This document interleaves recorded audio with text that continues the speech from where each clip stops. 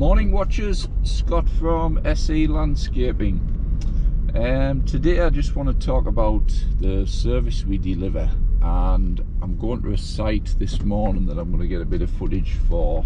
I'll be cutting with the Stihl 7 series today, and what it is, this is a site where originally they got us in and they just wanted the grass cut, and originally I went in with a Toro 36 mid-size walk behind and used to just cut the grass and knock it down, and that was it. And when I'd priced the job, I'd priced to be sort of in and out in a couple of hours, and in the end it was taking about 35 minutes to do the job. Once we got on top of it, it was a bit rough at the start, but once we got on top of it, it was taking sort of 35 minutes. So I started to think to myself, how can we improve it? And I started boxing the grass off, collecting the grass. Now there's places on site to lose the grass, so I'm not paying for any tip costs or anything, and I'm still well in time. We're still well in with the time I originally allowed for the job. So the area that I'll show you this morning, it's a crappy little area, for a better word, around the back of a site, and it doesn't need the finish we give, but we just, with being able to and with having the time, it's just a little extra that I do, that the client will, well, hopefully notice. If they walk around the site, they will notice that the service is top draw for what we do. And yes, we only go in fortnightly, but like I say, cut and collect, it keeps these areas tidy. So that's just about adding a bit extra value. It's not always about going to a job and knocking it out in the fastest possible time and coming away. It's about, if you've allowed a couple of hours for something, it's about allowing and thinking, right, how can I do something extra in that little bit of time? Or that's how I prefer to do it. Yes, like I said, there's some people who would prefer just to knock 10 jobs out. If you only supposed to be doing 6 and you do 10 and you think, oh, that's great, I'm into tomorrow's work. But I'm looking at just improving everything really, and improving the sites year on year to make things better, to make the company stronger, and like I say, to keep these clients long term. And this is one of the ways I can demonstrate that, because if they ever went to tender, I can say, look, your specification is just to cut the grass, leave the grass on the surface, trim the edges and stuff. What we're actually doing is a lot better.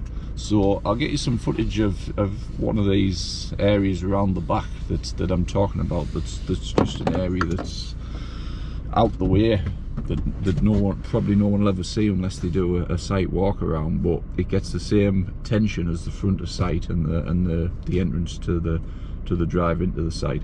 So stay tuned guys, and we'll get you some footage.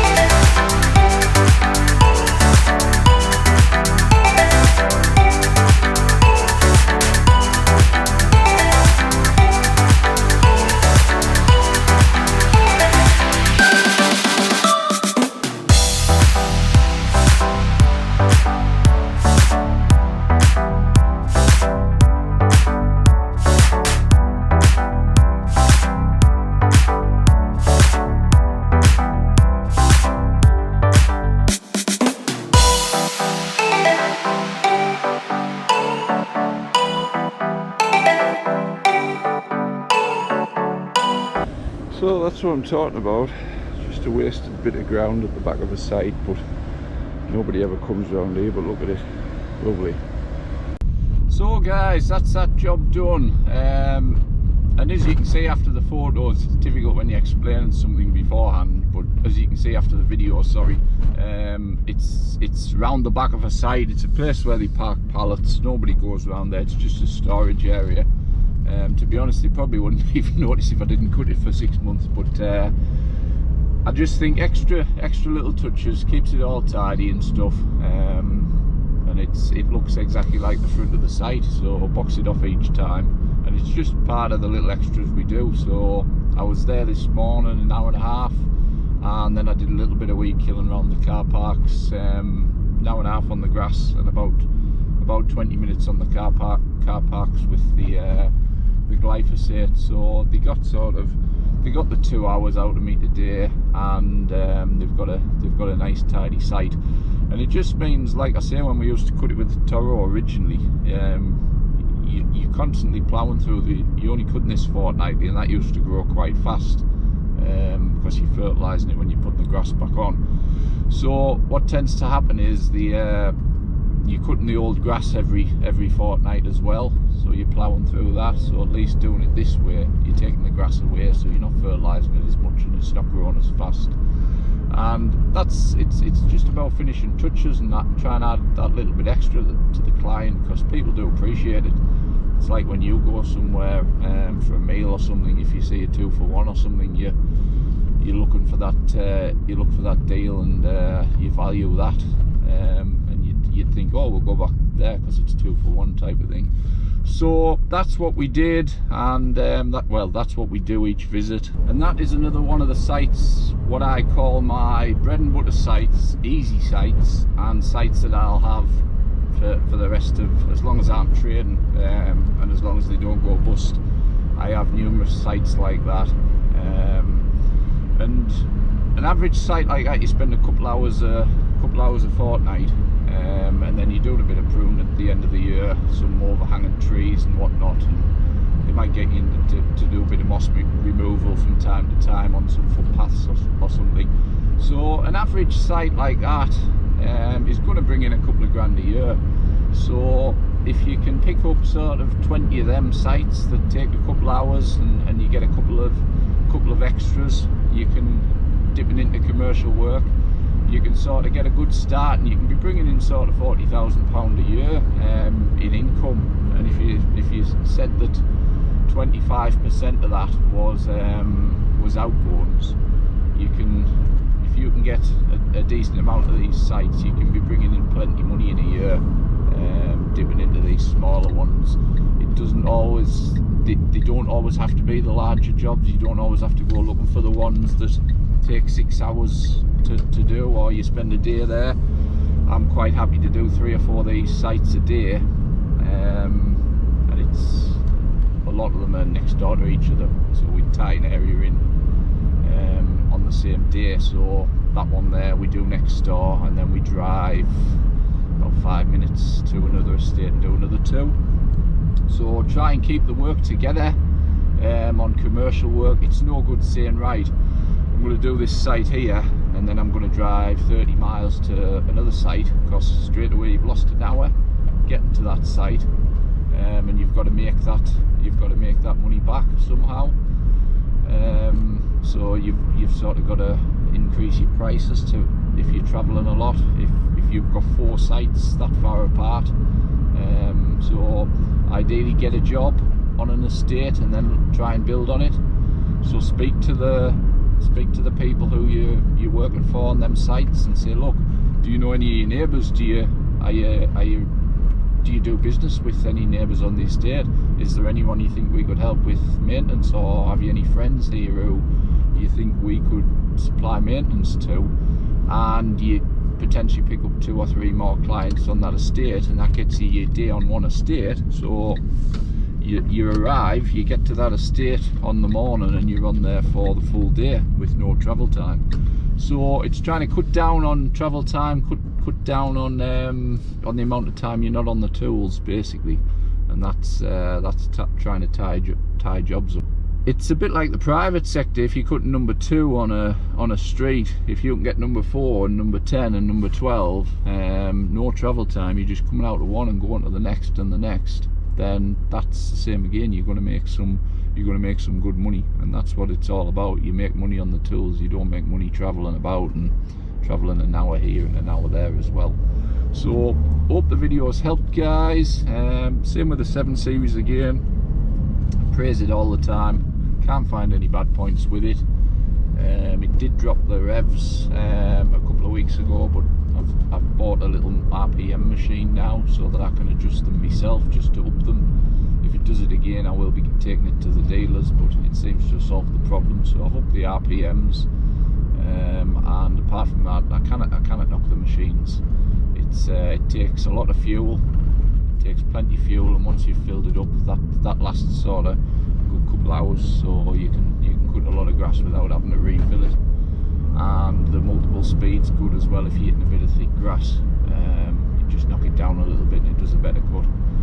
So thanks for watching, guys, and if you're not already subscribing, if you can, the numbers go up from time to time in a big way, and then they seem to peter out and nothing happens for a month, and then you you seem to pick up 30 or 50 or whatever in a month, so it's it'd be nice to keep increasing the numbers, and we will see you on the next one.